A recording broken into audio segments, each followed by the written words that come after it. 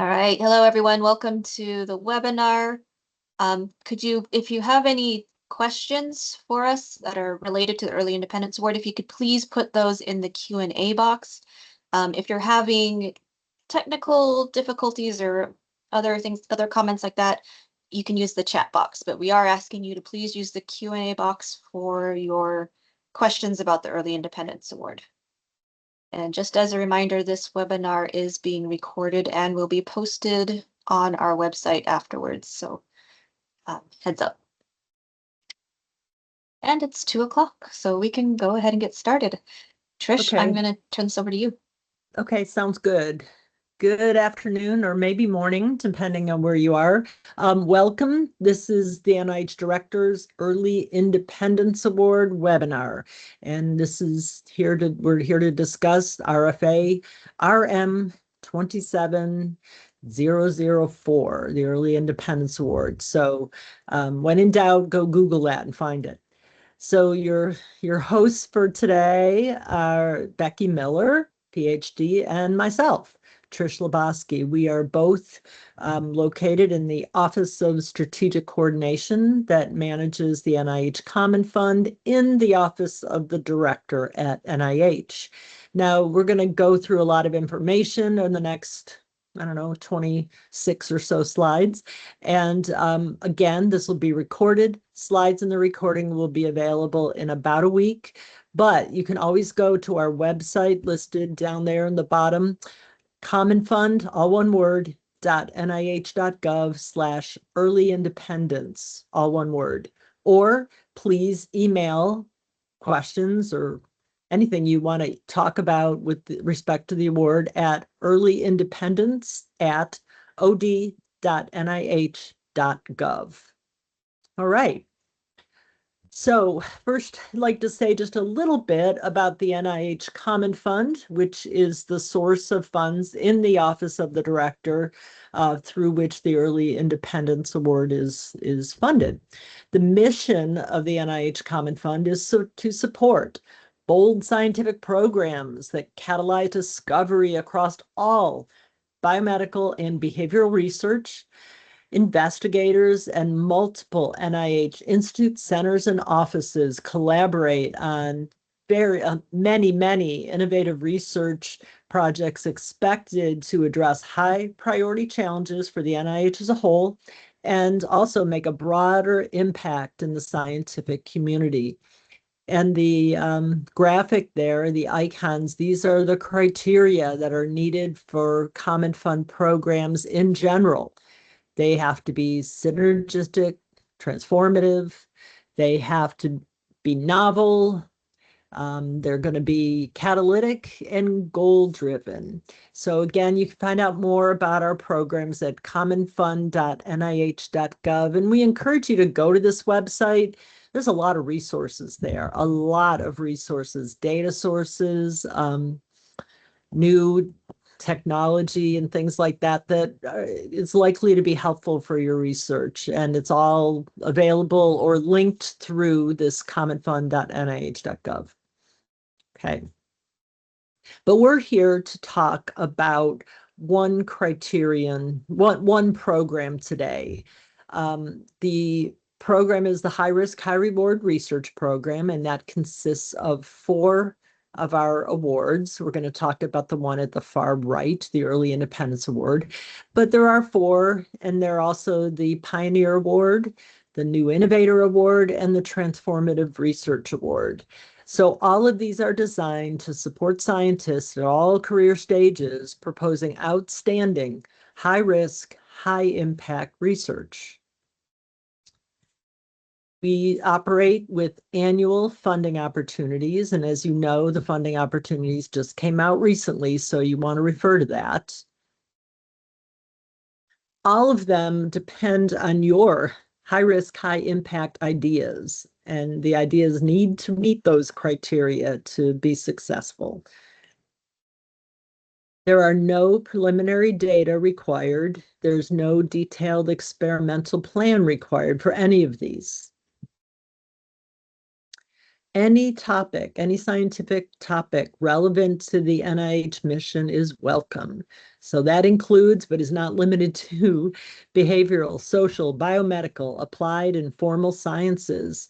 And the ideas can be basic research, translational, or clinical research. All of these are welcome. We also encourage applications from the full spectrum of eligible institutions. As you know, NIH grants are awarded to institutions, not people, but any eligible institution, we're encouraging you all to apply. The other thing I should mention is that we are supported by a working group of scientists from every single institute and center across the NIH. We didn't put all their names here, but there's about, I don't know, 50 or so people that are engaged, that are paying attention, and that are super helpful for all of the actions that this program takes.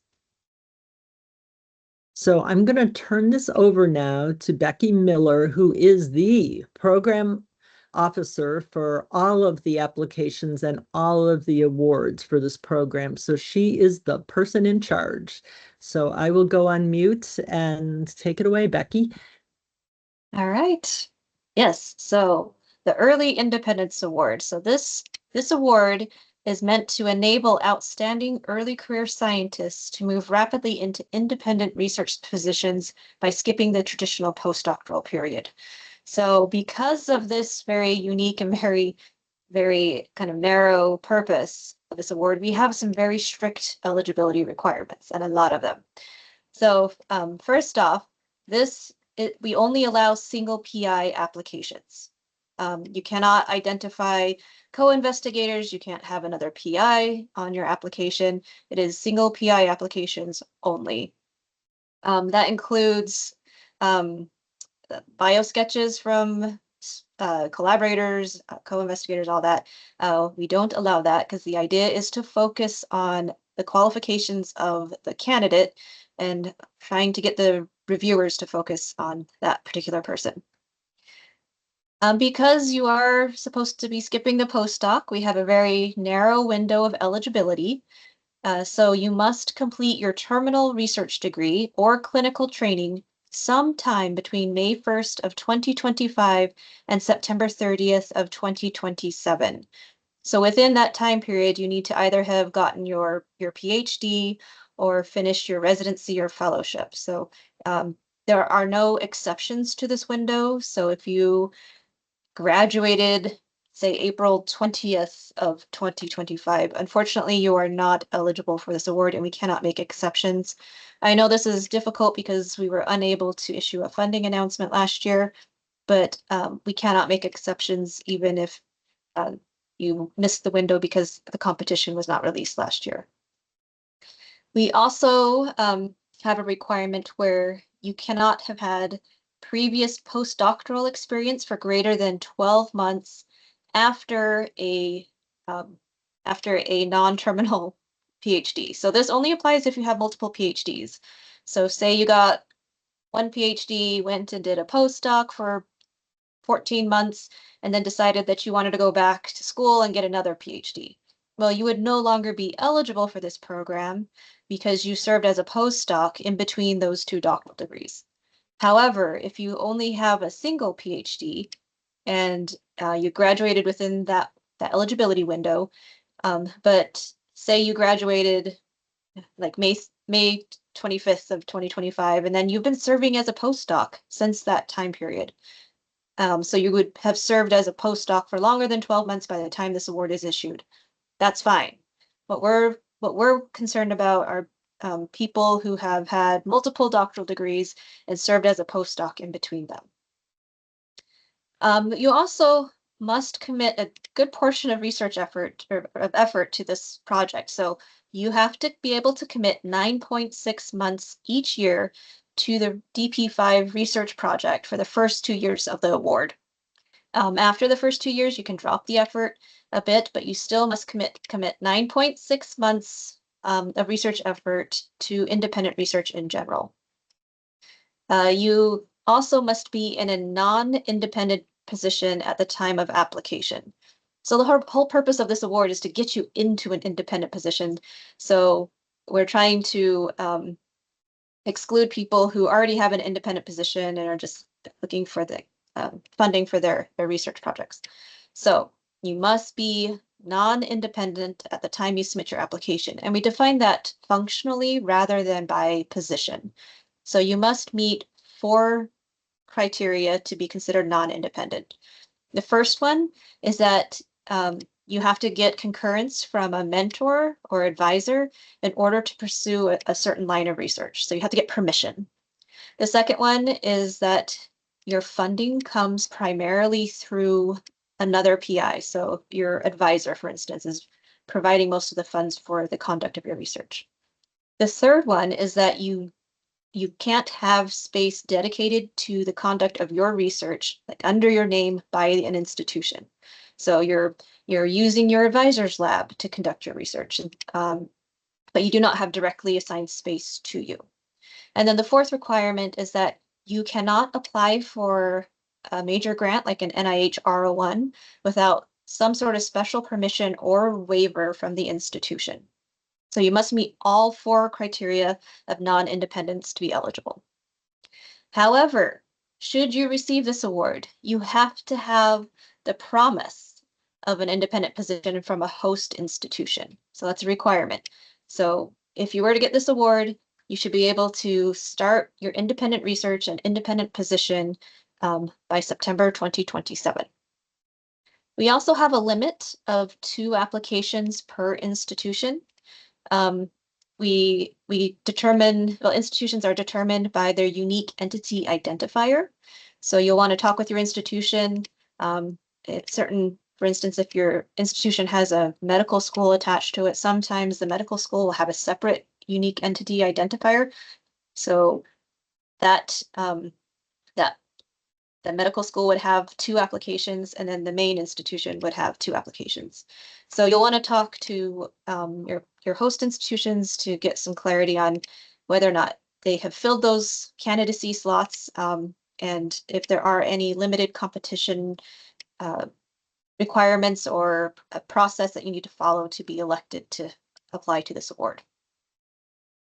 So some Hey, good news. Becky, Oh, yeah. I'm sorry, I have to interrupt. Yeah. Apparently, it says somewhere that the Q&A box is not available. However, people are putting questions in there. So, but right now they're using the chat more than the Q&A box. So I felt like I had to interrupt, remind people to use the Q&A box. For the one person, now the person who did it right is putting it in the chat. Come on, guys. So please put your questions only in the Q&A box because we're not going to go back and forth between them. So I don't know why it wouldn't be available.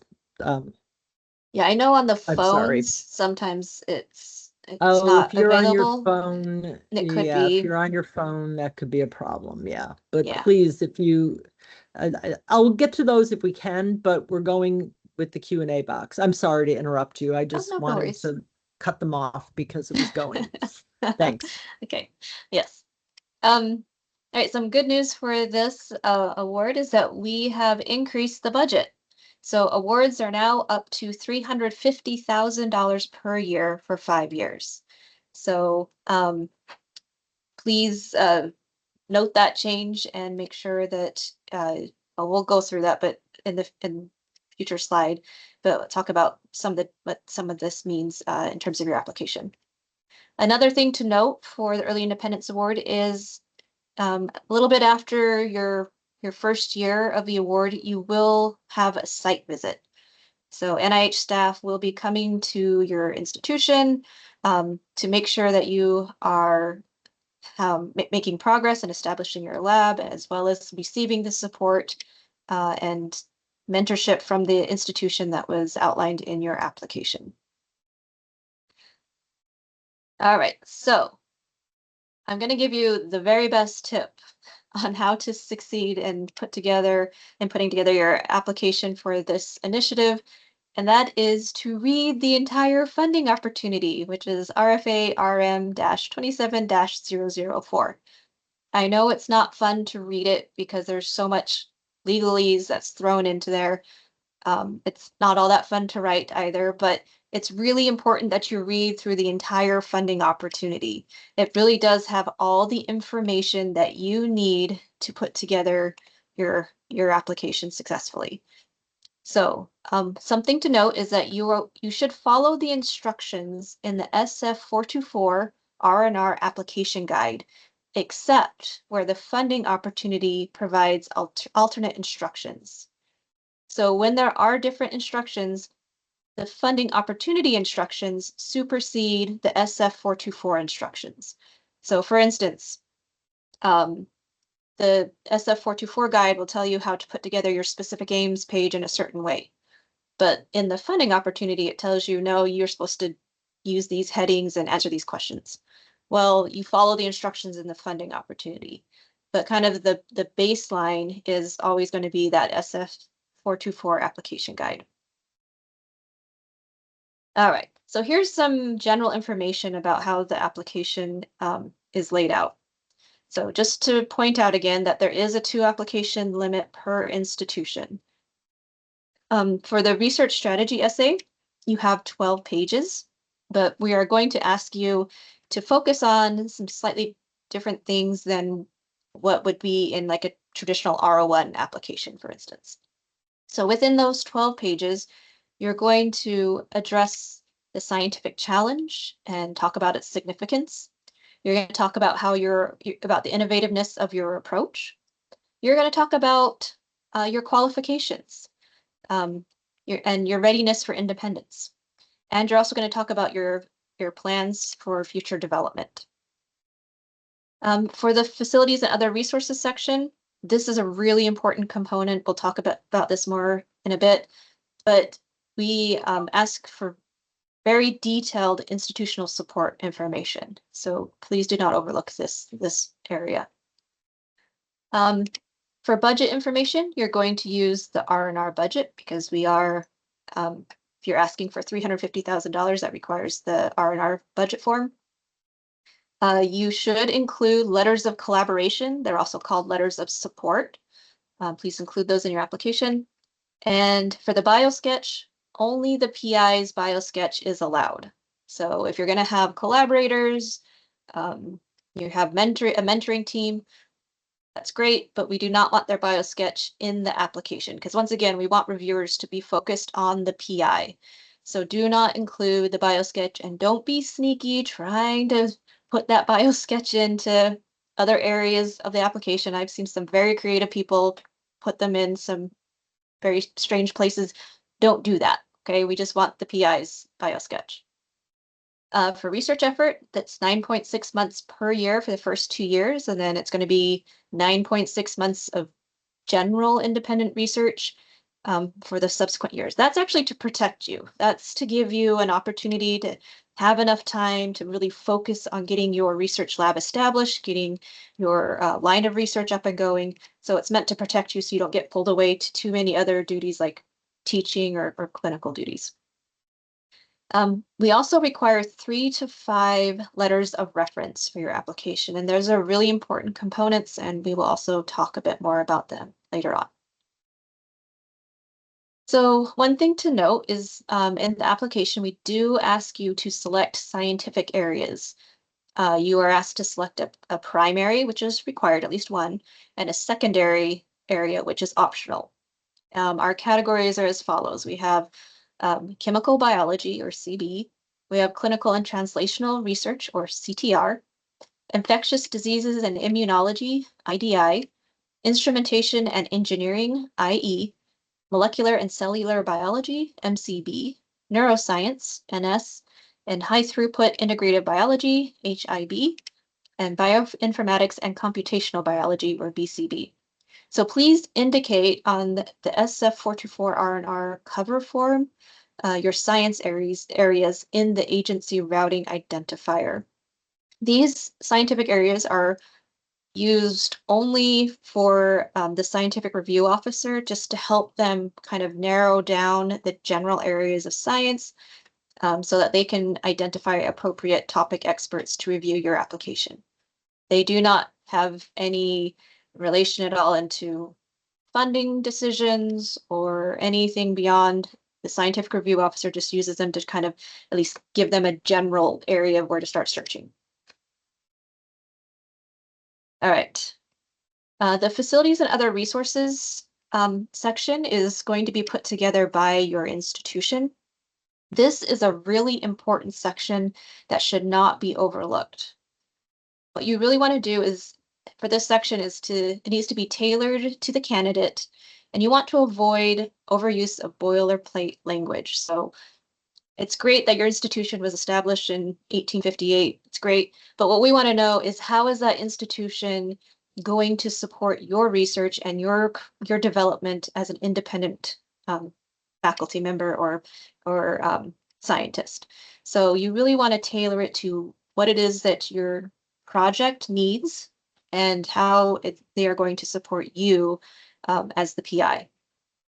It's also important that you provide context for reviewers. So we'll talk about this a bit more when we talk about the review process. But you're going to have people who are not familiar with your field reviewing your application. So not everyone is going to be familiar with whether or not your field needs access to certain types of equipment, or maybe you don't even need a wet lab. Then spell it out. So if your institution is only providing you with office space, tell the reviewers that's perfectly fine because I have no, wet lab components to my research. But instead, the institution's giving me access to these really, really important these clusters that I need for my computer, my work. So you just want to provide context, because the last thing you want is for reviewers to look at it and say, this institution's not providing them anything, or maybe the startup package is really small. But when you look at it from the perspective of your field, it's actually suitable, or maybe it's even a little better than what is generally seen in your field. So go ahead and tell the reviewers how that all fits in and provide that context.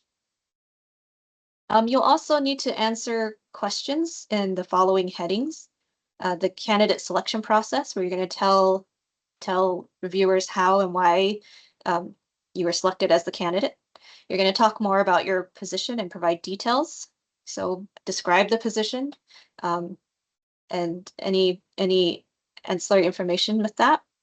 You also will be talking about institutional resources commitment. So describe lab space, office space, the facilities, supplies, equipment, administrative staff, support staff, if additional funds are going to be provided to you, anything. So anything that's going to be provided by the institution, you should include it in this facilities and other resources.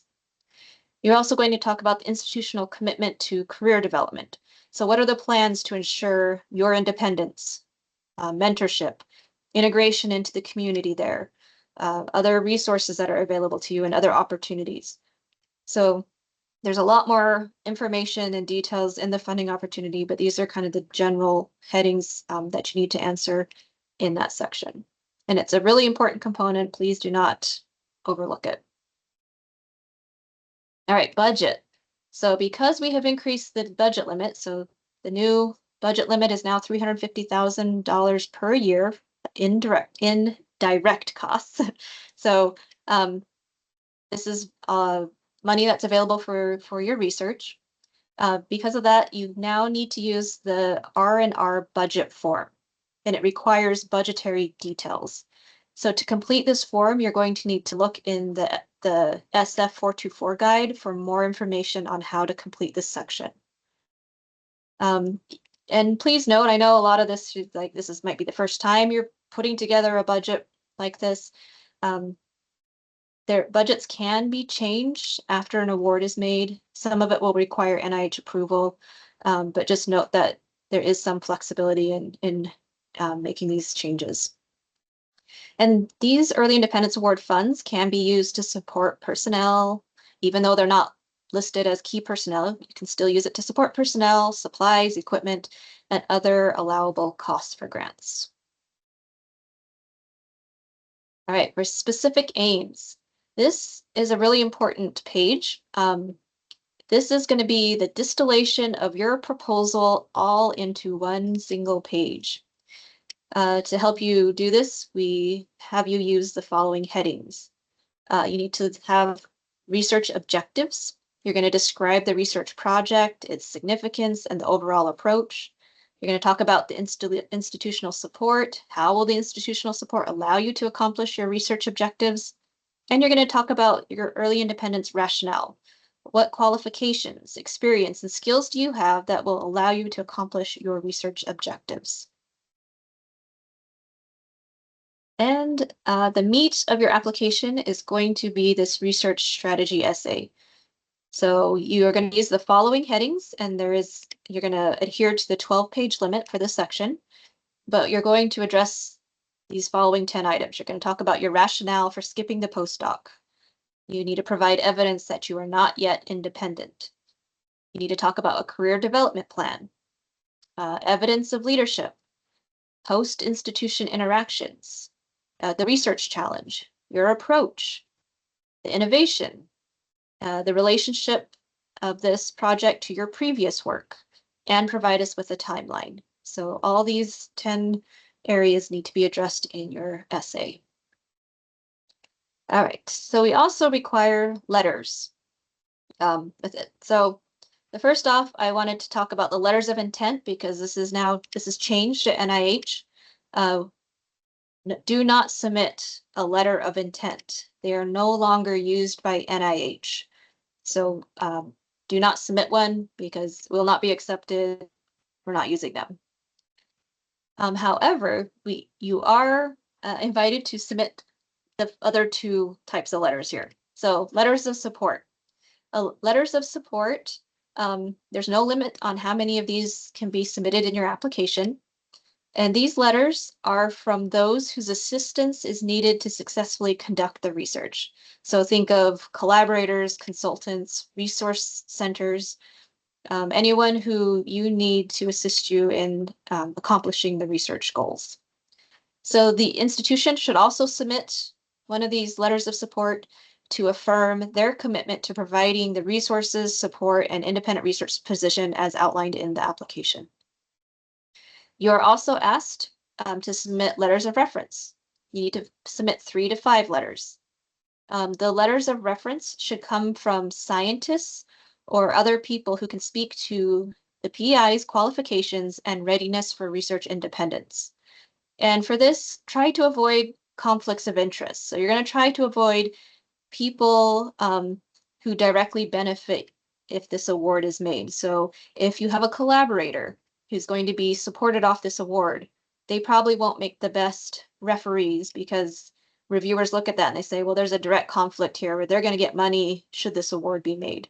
So you just want to be mindful of that and think carefully about who you have submit letters on your behalf. All right, some general points to consider in your application. So you really want to be able to demonstrate that you are ready to launch an independent research program. You want to show that your institution will provide the resources, environment, and support needed for your success. And you want to present an important research question and a compelling, innovative approach. You're going to want to write for a broad scientific audience. Once again, when we talk about the review process, this will become more clear about why. But you want to minimize your use of jargon and provide enough context for reviewers who are outside your field to appreciate what it is that you're trying to do or what you're proposing. So even without preliminary data, you need to show that your project is well thought out. And you can do this by identifying the potential risks. You can provide mitigation strategies and alternative approaches. And you also just want to be able to demonstrate a rigorous and robust research plan by describing how methods will be validated. You want to justify your sample sizes, especially if you're using these are for human or animals, if it's applicable to you. And you also want to address sex as a biological variable when it's appropriate. Okay, so now we're going to talk a bit about the review process because this is a very unique process that differs quite a bit from a standard study section. So our review process occurs really in 2 phases. So all applications are going to come in together. and then they all get sent into this first phase. The first phase of the review happens with topic experts. So that your application is going to be assigned to 3 topic experts who will review your application, provide preliminary comments and preliminary scores. Then those comments and those scores are sent on to the second phase, which is conducted by an editorial panel. The editorial panel is composed of a diverse set of broad-thinking scientists. They will not necessarily be topic experts in your area, but what they will do is use those comments and scores from the previous topic experts to help them, guide them during their review of your application. They will then select a subset of applications that they want to review at their meeting. And then at the meeting, they will discuss and provide a final score for those applications. And then the last part of the review is council approval. You don't really need to worry so much about this. The council does not make funding decisions. They do not recommend applications. They do not review applications. They're there to make sure that the review is conducted in a fair and unbiased manner. So they don't really delve deeply into the applications themselves. So we're going to talk more about the different parts of the review process. So some general review considerations. These reviewers that review for the Early Independence Award are trained specifically for this award. It is understood that the PEI is at a very early stage of their research career and that substantial preliminary data are not required for the application. So this is drilled into the reviewers.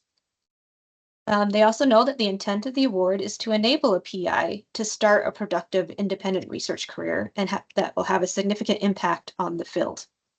So this is a big step to skip over postdoctoral training. So it's essential that your readiness for this step is made clear in the application. So the reviewers are really given 3 areas to focus on. The first area is the focus on the promise of the investigator.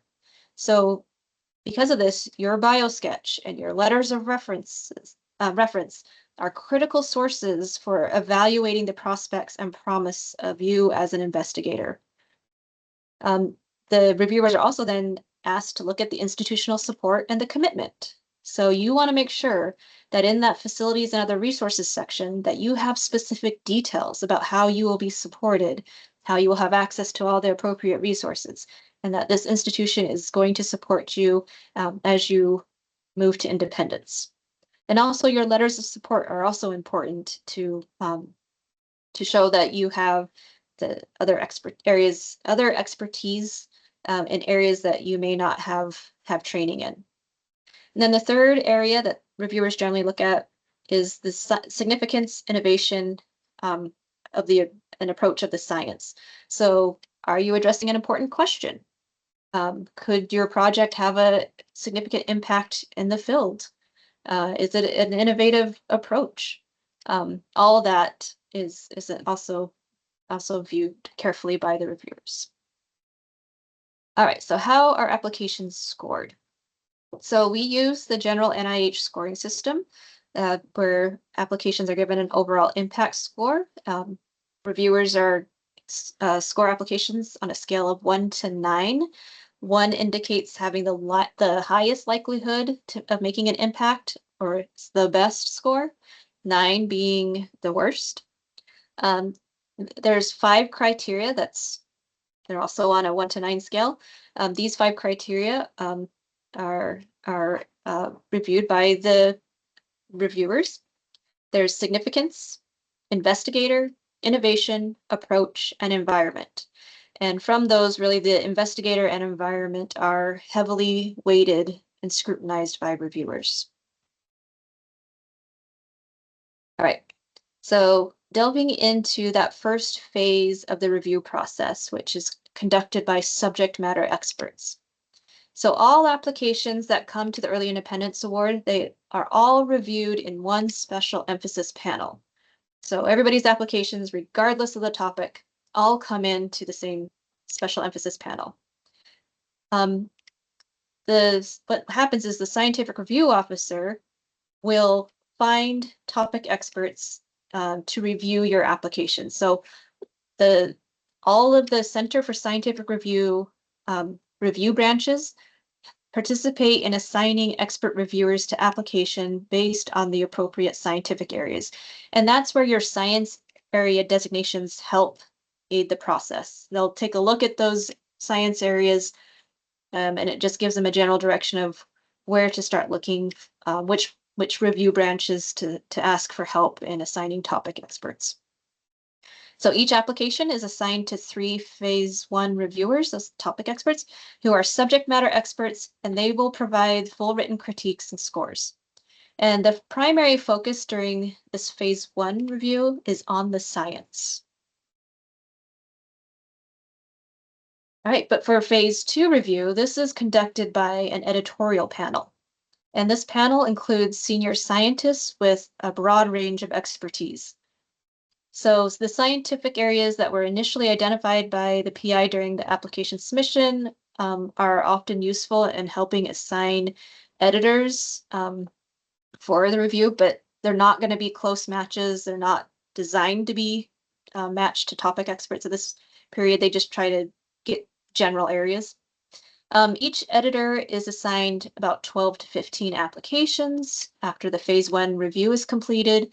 These editors review the applications and the phase 1 critiques, and they will assign an overall impact score for each application using that 1 to 9 scale. These editors do not write critiques. They select the subset, and then the panel meets usually in March to discuss approximately the top 50% of applications. So the 3 assigned reviewers, panelist reviewers, will present the application. The members will discuss and score the application. So the editorial panel that's the group that scores, whose scores represent the final scores for the application. So some considerations about the panel. They will consider has the PI demonstrated the scientific creativity, intellectual sophistication, and the appropriate skills to launch a vigorous independent research program? Will this award accelerate the candidate's research trajectory? Is the host institution committed to providing the PI scientific freedom, necessary resources, collaborating faculties, protected time, and appropriate support to develop an independent research program? And how compelling is the evidence that the project could exert a sustained impact to the field? So following the review, applicants will receive their scores within usually 3 to 5 business days. You can view them through your ERA Commons account. For the discussed applications, a final score will be listed. For the non-discussed applications that were not discussed in the panel meeting, no score will be listed, and it will say not discussed. However, all applications will receive their summary statements within 30 days, and while the discussed applications will receive a resume or summary of the editorial panel discussion and critiques from the phase 1 reviewers, the non-discussed applications only receive the critiques from the phase 1 reviewers. So some last tips for applicants. Be very specific about the institutional support provided. Provide evidence that the position and resources are sufficient for the project. Once again, you should always put the resources and the support in context of your field and what you need for your project for the reviewers, because the reviewers may not be experts in your field. They may not know what is necessary or what is standard for your field. So just tell them, spell it out, and be as specific as possible. Your letters of reference should not sound generic. You want to advise your letter writers to comment on what makes you unique and why you are ready to take on this next step in your career. So some scientists who evaluate your application may not be from your field, but will still understand the challenges of doing research. You want to clearly articulate the significance of your research and how it will advance science. And set reasonable specific aims that can be accomplished within the project with the project resources and timeline, and discuss plans to manage problems, long-term goals, or next steps. And it's important to also think about how your research project, what you're proposing to do, how that can also be a good step for establishing your career. And that's that. So the last of the slides. I just would like to once again point you to our website, commonfund.nih.gov/early independence. We have a lot of great resources there. This is where we will post the webinar and the slides in about a week from now. You can go there for further information on how to apply. We have a great application guide that will walk you through it, as well as example applications. We also have an FAQ page where it lists, I'm sure, like most of the questions we're going to receive today are probably also outlined in that FAQ page. But please go there. There's a lot of great information that can help you put together a successful and rigorous application. But if you still have further questions, you can always contact us at earlyindependence@od.nih.gov. I'd be happy to answer any remaining questions you have. And just remember that this webinar recording and slides will be posted on our website. All right, Trish, I think Okay, we're ready. I'm gonna feed your questions to Becky, and we're gonna start with the questions again in the Q&A box. If we have enough time, we'll get to the ones in the chat, okay? All right, so starting. Do these calls apply to institutions in LMICs, which I believe stands for low and middle income countries, or are they only open to institutions in the US? This is only available to domestic US-based institutions. Okay. What is considered high risk? Yeah, so this is part of the high risk, high reward research program. But one way that I look at it is you, the candidate, are the risk. So we are asking you to follow a non-traditional pattern of skipping the postdoc and launching an independent research career immediately. That's really the risk. And that's why a lot of the application components are really geared towards focusing on you, your qualifications, your readiness.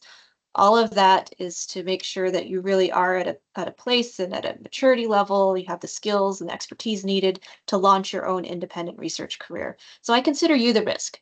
That being said, you still also want to have a research project and proposal that's interesting, that it's still unique or innovative in some way, especially because this is something that you need to launch your research career off of. So that's a different way of looking at the high risk of it. But of course, we are always looking to support the most innovative and impactful research as well.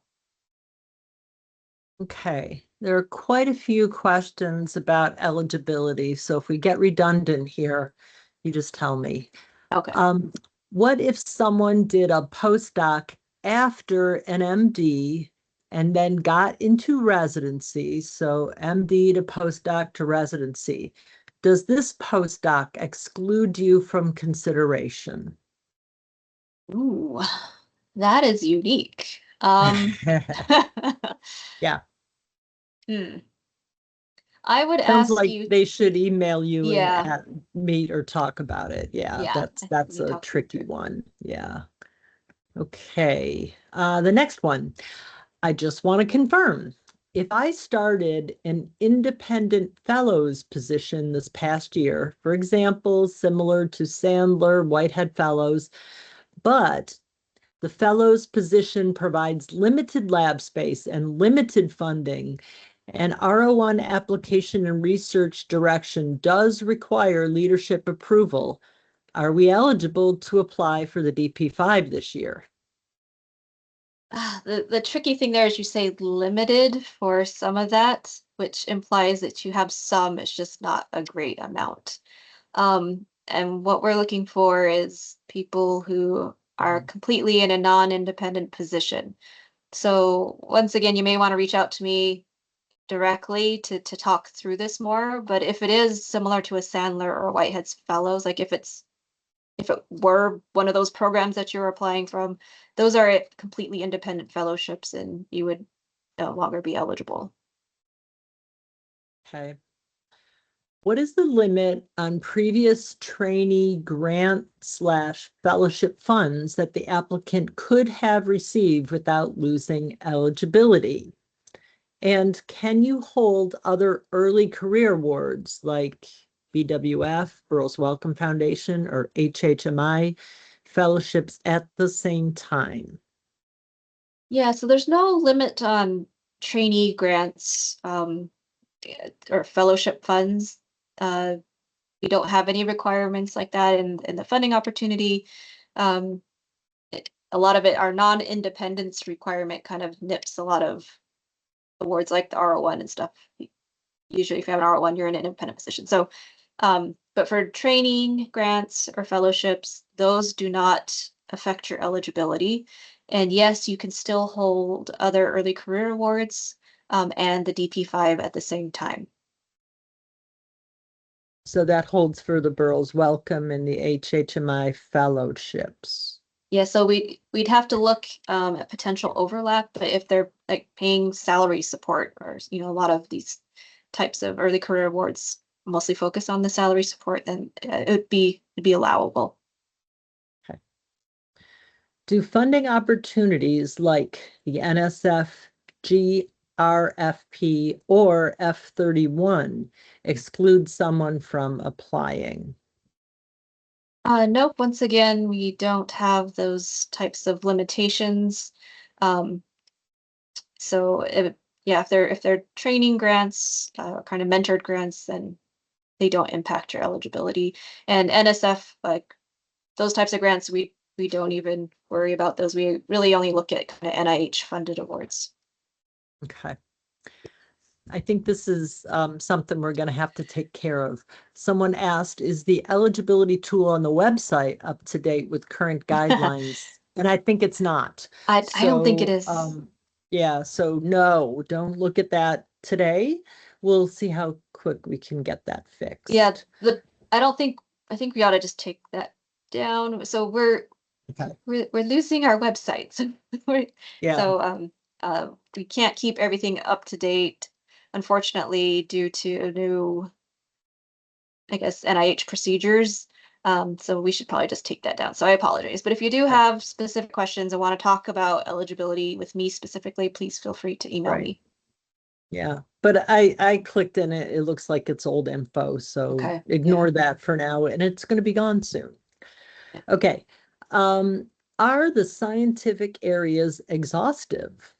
Are behaviorally focused projects in, for example, child development and health within scope? They are not exhaustive. They are very broad, um, just broad swipes of science. We know that we're missing areas, that they're imperfect, but I just want to reiterate that once again, we do welcome behavioral and social sciences, even though we do not have a specific category there.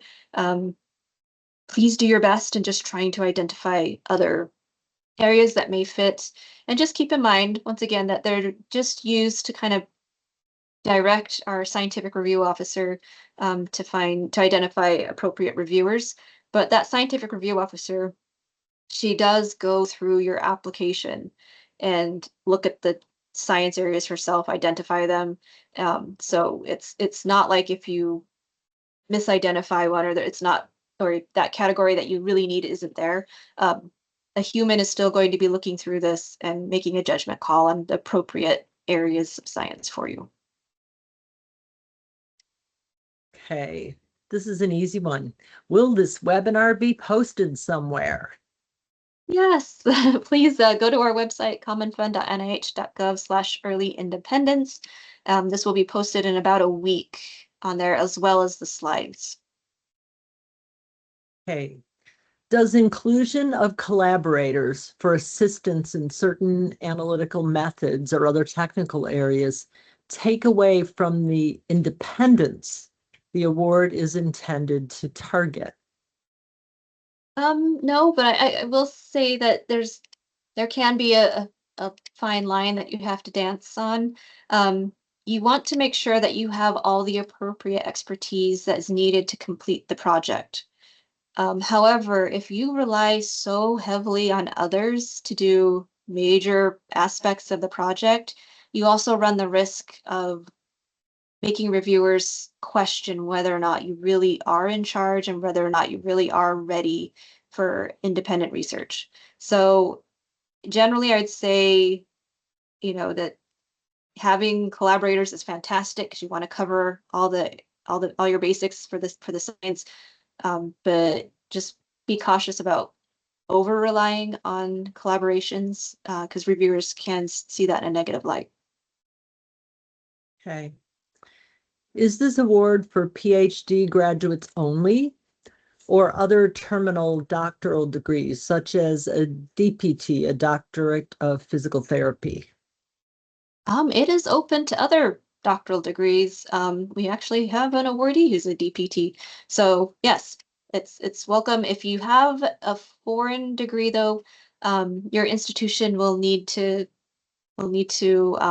confirm that it is equivalent to a PhD. And there's a whole list of different degrees in the funding opportunities, so you can look They there too. they took it out. Oh, I didn't know So that. Never mind. yeah. Never mind. Okay. Yeah. How different does the proposed research need to be from one's current non-independent research? Ooh, this is a very good question. All right. So once again, you need to find a good balance. You need to propose something that you actually have experience in and that you have the skills and the expertise to be able to conduct the research. But you don't want it to be duplicating or kind of overlapping with what your previous mentor or advisors may have done.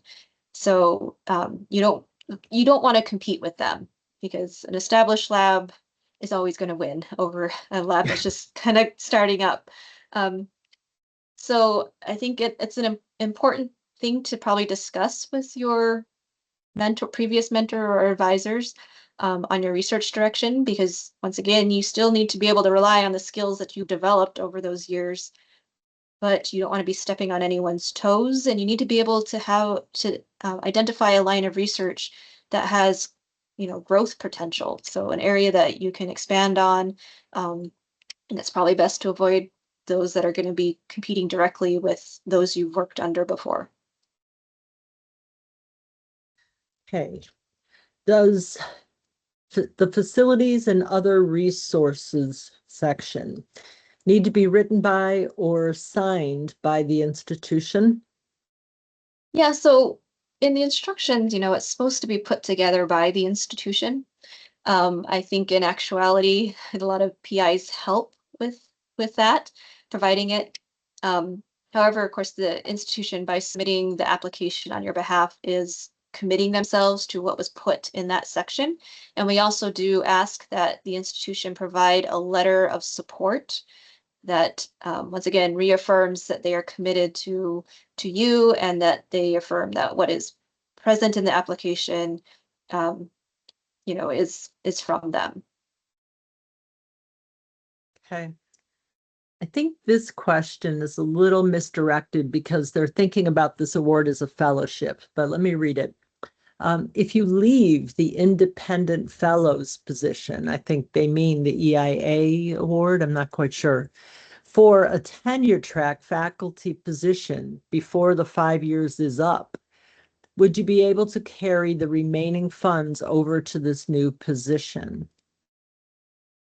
Or maybe like if you had like a Whitehead fellowship, an Yeah, independent fellowship, and then move to a new institution, that's allowable. So you can transfer this award to other eligible institutions, so US-based domestic institutions, um, as long as the institutions involved agree. Because remember, NIH awards institutions, not people. So the two institutions, one would need to agree to relinquish the award, and the other one would need to submit a transfer application on your behalf so we could actually transfer it over. So yes, you can transfer this.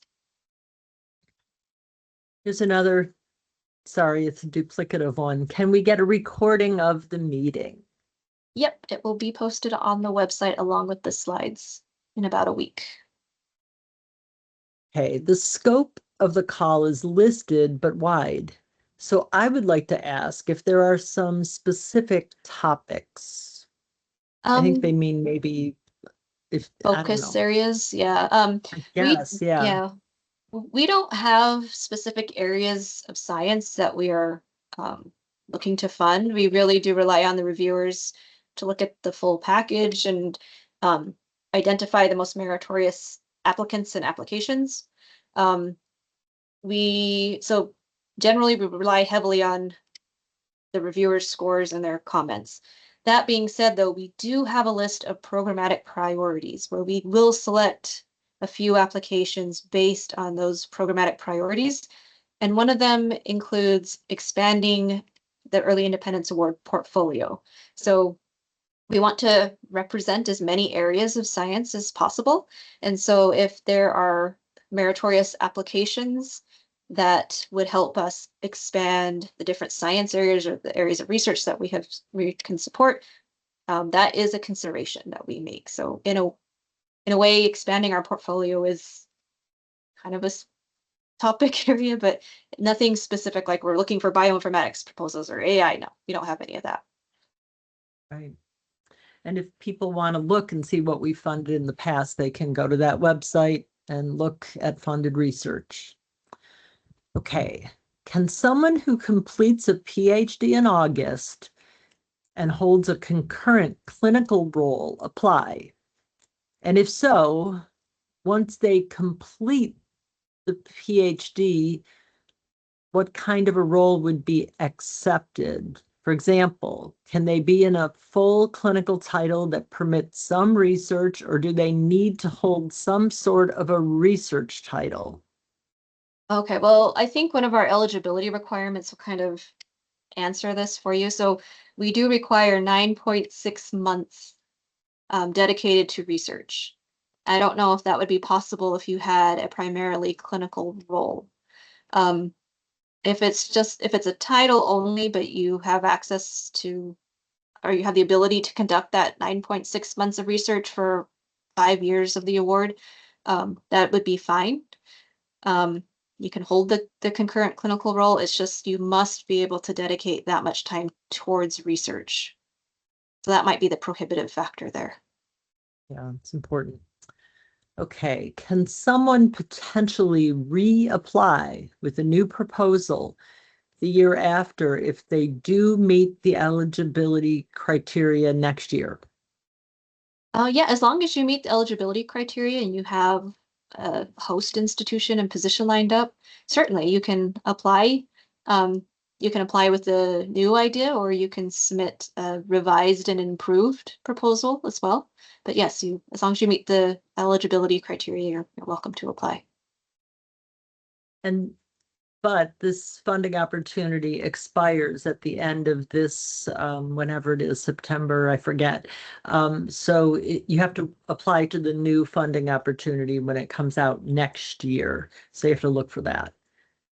Okay. Yes, that and just remember these are also going to be new applications. We don't allow resubmissions. Um, so you submit again with a new application. That means that you cannot mention a previous submission, a previous reviewer comments, any of that. You don't mention that in your new application. They're completely separate. What counts as promise for an independent position while being in a non-dependent one? For example, does a hard money faculty job offer that has been deferred to do a short, less than a year postdoc count? Since in that case, the person is in a non-independent position at the time of the application and also has the promise of an independent one. But if they do a postdoc, Um, want me to read it again? um, so, so you have, let's see, you're doing a postdoc. So I guess for Well, this, you need to meet the eligibility window. If you meet that, Right. and then you must meet the non-independence position at the time of application. So if you are in that faculty position that is independent, then you would no longer be eligible for that. I think it Um, depends on timing and yeah, when this happens, because they have the faculty job offer, but it's deferred. You got to do a short lesson a year postdoc. So it just really depends on the dates. yep, Sounds like one that you should email Becky at that yep, email address to make yeah. sure. Because the Yeah. important thing is you have to be in a non-independent position at the time the application is submitted. So you, as soon as you hit that submit button, you're welcome to start that independent position. It's just you can't start it before you hit the submit button. So there's there's a little bit of wiggle room, not much, but some. So reach out to me, we can talk. And you can always apply a little bit early. The Yes. applications open a month before the application due date. So So keep that in August mind as 10th. well. Yep, Right. August 10th. So if the position starts September 1st, that'd be okay as long as you hit submit before then. Okay. High reward. Do you need to show that a patent will come out? What do you consider a reward?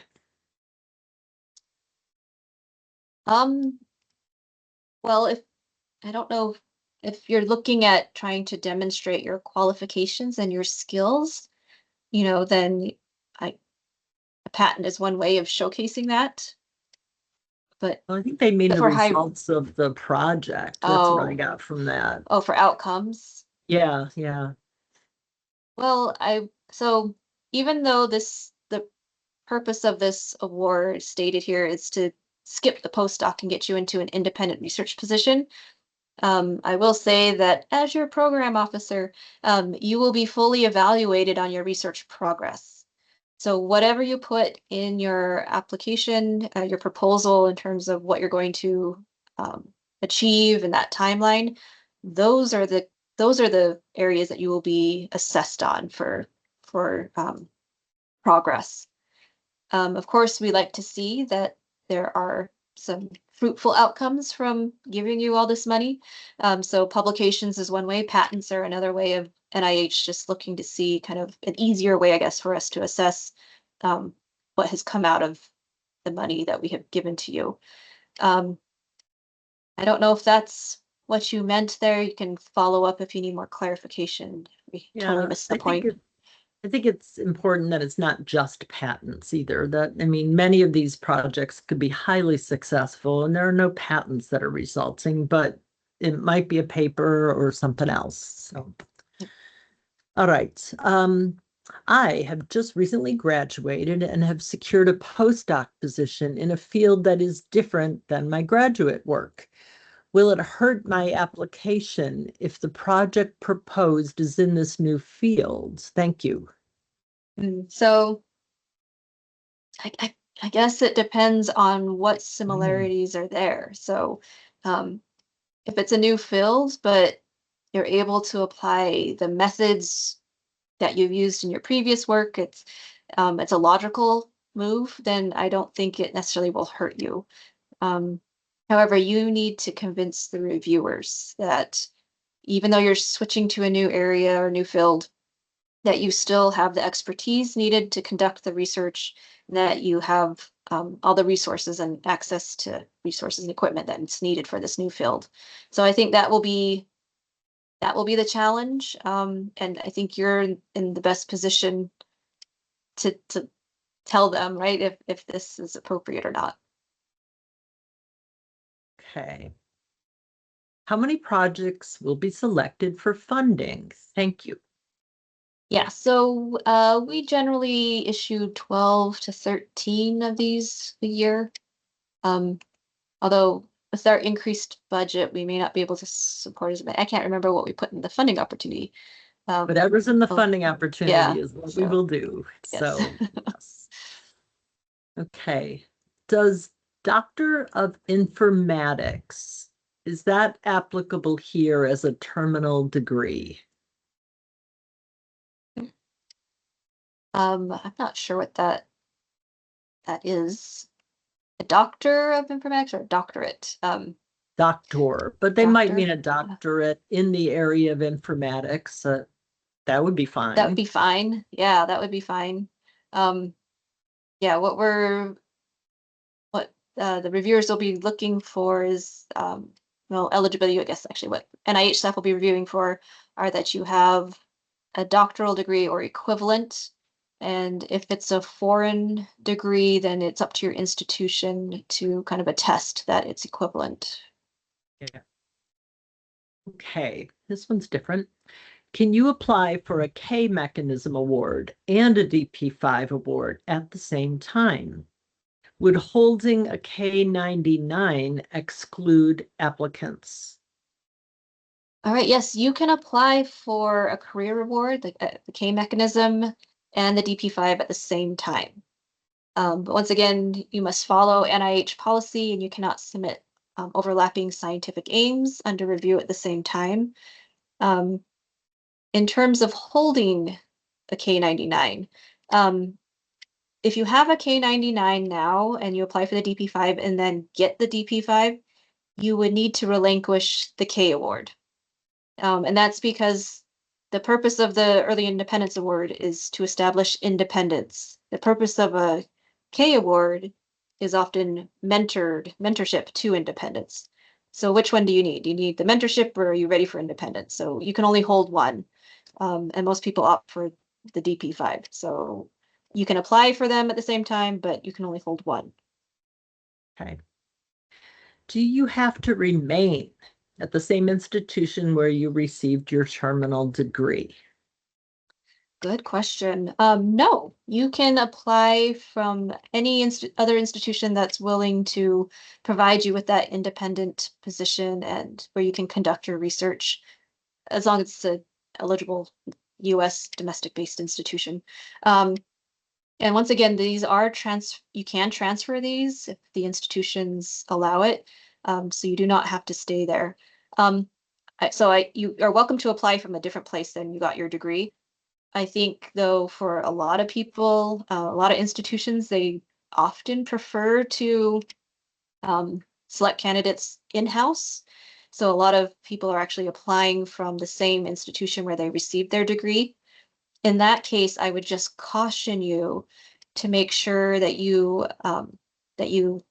convince reviewers that even though you're staying at the same place where you got your training, that you will be independent. So you'll need to demonstrate that you have already maybe you've already had some experience in independence. You got some separate funding on your own, or um, maybe you have some experiences in leadership or directing new areas of research. You want to convince the reviewers that just because you're staying at that place, that doesn't mean that you're either going to be completely tied to your old labs or that you have to have that mentorship or guidance to conduct independent research. So tell them, how will you be separated from your past?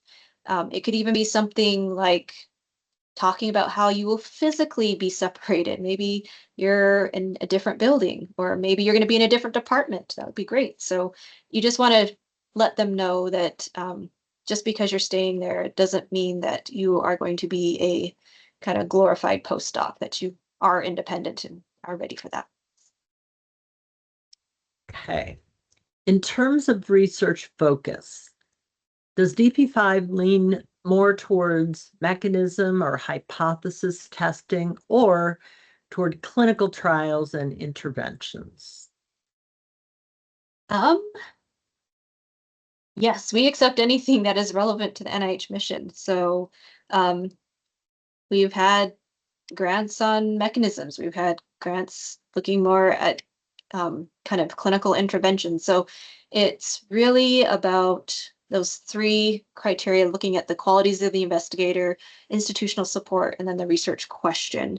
Um, so I think in I think reviewers do a really good job of kind of looking at all those three components and making sure that they really can advance and enhance your research independence. And on a third of that component is going to be on the science area or the research proposal itself.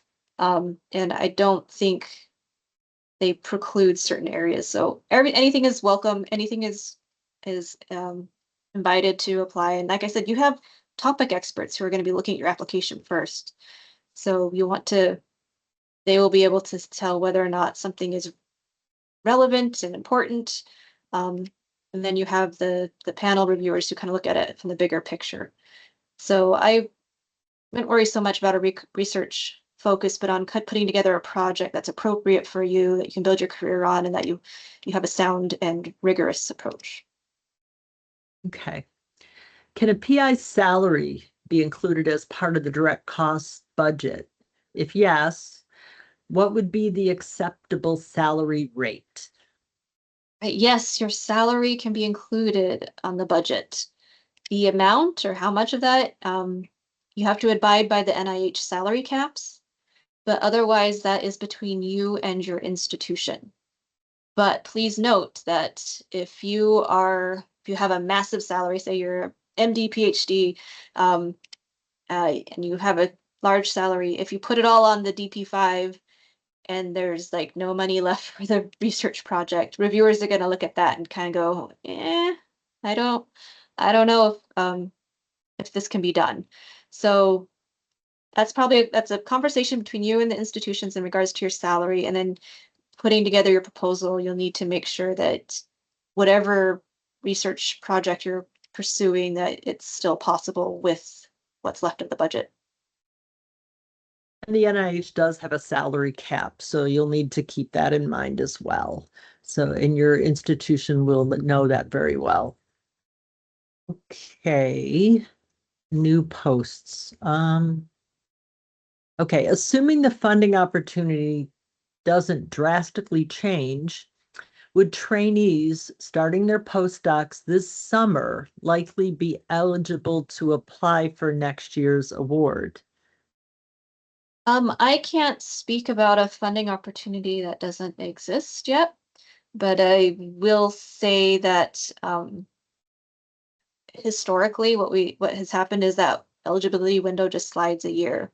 So right now it starts May 1st of 2025. That would then switch to May 1st of 2026, and then the subsequent year go to September 2028. So, but I can't speak to anything with any um, permanence, or I guess you need to wait for that funding opportunity to actually come out. Okay. This is a hard one. Do you expect more applications this year, given that there wasn't a DP5 application funding opportunity open last year? You know, we've been thinking about this. I don't really expect a huge increase, and it's primarily because our eligibility window is so narrow anyway that it precludes a lot of people, because we didn't extend that window at all. So I think we're going to see similar, or I was even wondering if we're going to get less applications just because of the current uh, situation of kind of science positions or job positions in science right now. I don't know how many places are hiring. That was a concern. So I don't think I'm We expecting don't like know a yet. huge increase, Yeah. but we don't know. We don't have letters of intent, so we won't we won't know till the Yeah. applications come in. And unfortunately, we can't share those numbers with you anyhow, the number of applicants. We will list success rates on the website, and you can kind of figure that out, but we're not allowed to tell you how many applications we get. All right. Should the research question in the approach section follow a detailed timeline that encompasses the entire 5 years? We do ask you to put together a timeline. It's not as detailed as I think you would see in an R01 proposal. Um, but you are asked to list out kind of aims, like what are your some of the experiments you're going to want to do. So this one's different from the other high risk, high reward research initiatives in that we we do ask you to put together more information in the proposal just so that the reviewers know and can assess your skills for that area, and that your readiness, that you have a plan. So you should put together a timeline for the 5 years that you're going to be funded through this award. In terms of detail, um, that's a tricky line as well. So you want to have enough information in your application that you can um, that the topic experts will be satisfied that they see that you understand what you're talking about, that you thought through potential problems, that you have alternative approaches in mind. So they're going to want to see all of that because they're going to be experts in your area. However, you must also convince the editorial board, who are not going to be topic experts in your area. You must also um, be able to explain to them why this is important, why it's innovative, why this is the right proposal for you, the right project for you to jumpstart your career. So it's kind of a fine line where you really have to be able to convince two different groups of experts and non-experts. And so I think you don't want so much detail that you lose the panelists, but you need enough detail to convince the topic experts. So it's a balancing act. So I think one really good way of helping gauge that is when you put together your research strategy essay, find someone who you're comfortable with and that you trust, but outside your field. Ask them to read it and ask them if they understood the significance, what you're trying to achieve, and they can give you some good guidance on whether or not you have too much jargon or maybe not enough information. So that's one piece of advice I'd give to you. Okay. Now I'm going to transition. Oh no, someone did another one in the Q&A. I want to finish that and then I'm going to transition over. What is the deadline for this application? Okay, so applications are due September 10th. Yeah, and it has to be on time. We don't, NIH does not take anything late unless there's some sort of natural disaster. So don't be late. Okay, now I'm going to go over to the chat box and try to hit those. I answered one, so I'm skipping that one. But does institution need to commit for an independent position in the application? They need to commit Commit to it. to the Yes. independent, yeah. Yes, you need to have you must have the promise of an independent research position by the time the award is given out, so by September of 2027. However, that offer can be contingent upon you receiving the Early Independence Award. So the institution can say, all right, we'll give you the research position, but only if you actually get the award. So Okay. that's allowed, that's fine. You can do that. Okay. What if someone did a postdoc after an MD? Maybe this is the same, I don't know, and then got into residency. Does this postdoc exclude you from consideration? Yeah, I think that's a I think that's the repeat. same question. Yeah, they asked Yeah. it differently. Okay, let's see. Oh boy, these are all the ones I went through. Okay, is this award for PH? Oh no, we did that one too. Okay, if you're in a soft money position, such as an assistant research professorship yearly contract, is that considered an independent position? Um, we have to look at kind of more of the functional aspects of it, but I would Could be. assume yes. I would It assume could yes, be. but could be. Yeah. So we can, if you have more specific information, we can talk about that offline. The award mentions institutional support is something very important, but also that institutional support is from the institution where we will start our independent research. So I need institutional support details from that prospective institution. But the RFA also mentions that we should already The RFA also mentions that we should already have an independent research offer from any institution. Can you please clarify this? So in your application, you're going to want to provide information on the institutional support from the institution where you will conduct the research and hold the independent research position. I think maybe with the mention of the RFA, the funding opportunity, I think that might be one of the other descriptions where you say that you have to be in a non-independent position by the time you apply, but you must have the promise of an independent research position or offer from a host institution. That's the same institution that's going to be providing you with the position. We get a lot of questions about, do I apply from the institution I'm currently at or the institution where I plan on moving when I get that independent position? You want to apply from the institution where you're going to conduct the research, because that's the reviewers need to know what that environment's going to be like. What's the support? What are the resources there? So always apply from the institution where you will be conducting the research and holding the position. Okay. Any restrictions from date of last graduation date and application? Less than 10 hours from graduation or less than 10 years from first faculty appointment. I don't understand that. Are they maybe thinking of ESI, early stage don't investigator know. status? I don't know. I guess restrictions on graduation date and is going to be that eligibility window.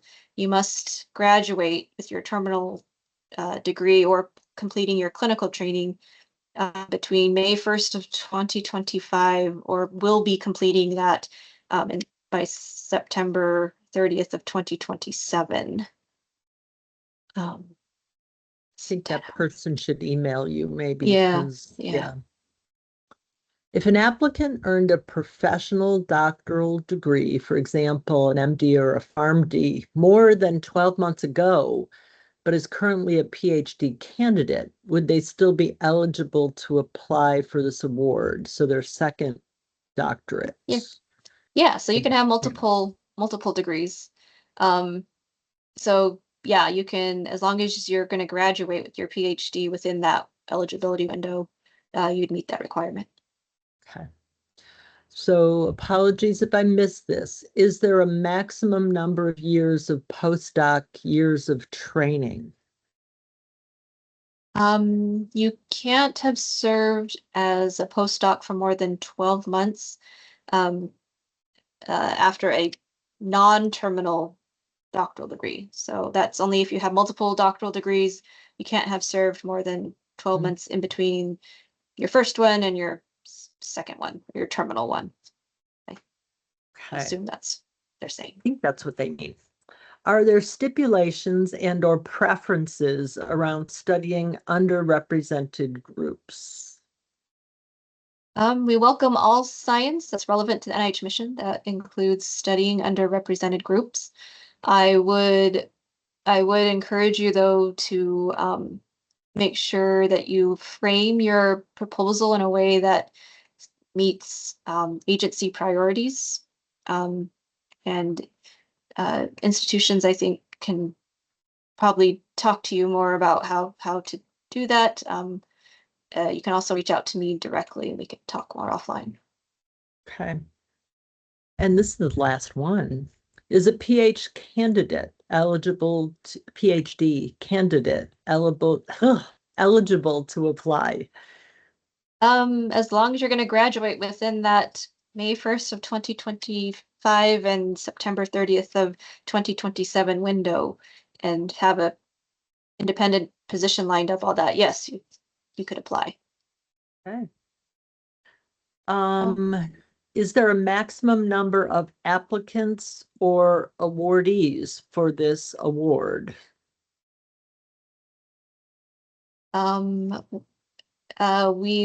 Anyone who submits to this, I guess we don't have a maximum or a limit. to the number of applications, except that each institution is limited to 2 applications per competition. Awardees, we tend to award, I'm probably going to award closer to 11 probably this upcoming year. It's all budget It's, driven. yeah. Yeah. Okay, does the department letter need to specify where the other 20% salary comes from? And if so, how detailed does it need to be? Yeah, salary is really between you and your institution. What NIH wants to know is how much of your salary is going to be taken from the award budget. But in terms of what your overall salary is, that's really going to be up to your institution. So if you're missing 20% of your salary, that's really, you'll need to figure out where that comes from. But once again, you need to abide by the NIH salary caps. It's kind of the thing, but we generally do not get involved with these salary Right. discussions.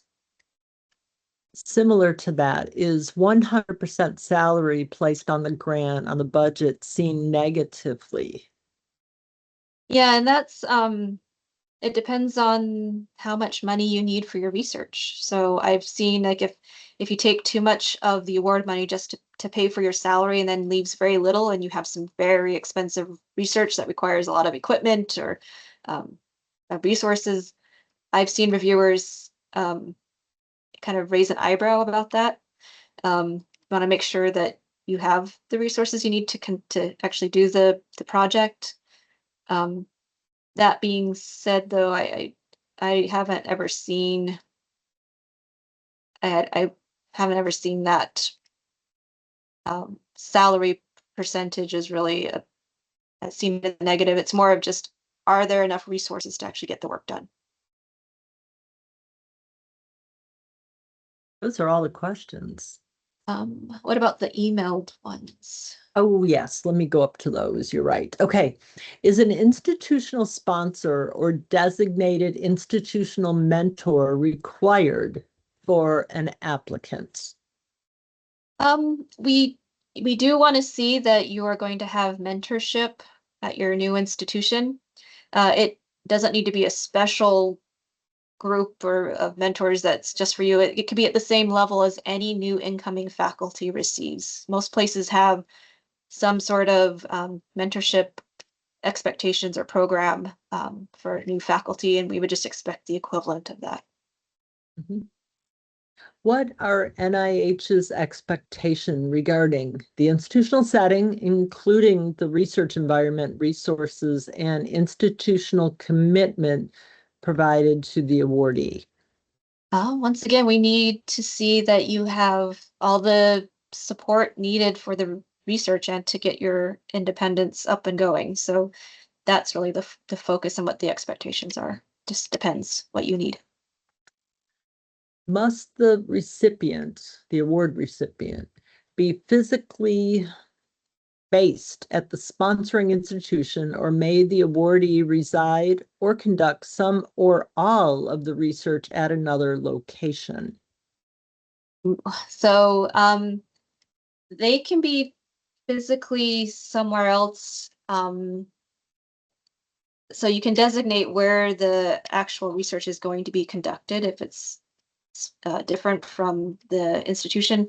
However, there are special considerations if it's going to be in a foreign place, and that would not be allowed because we can't do foreign subawards. Right. So to some degree, yes. But we need to know that information because the indirect costs rates will differ depending on where the work is being done.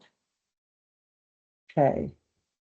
Are applicants with an MBBS degree eligible? Oh, what is that?